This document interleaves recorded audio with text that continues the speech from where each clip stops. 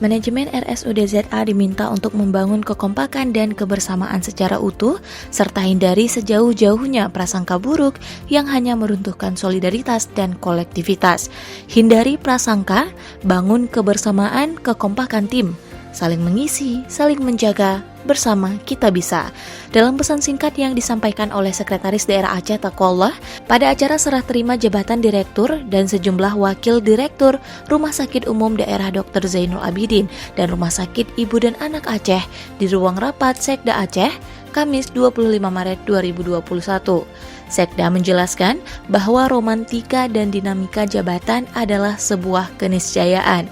Dalam sambutannya, Sekda juga berpesan agar seluruh pejabat yang baru dilantik untuk benar-benar berkomitmen tinggi dalam menjalankan sumpah jabatan yang telah diucapkan.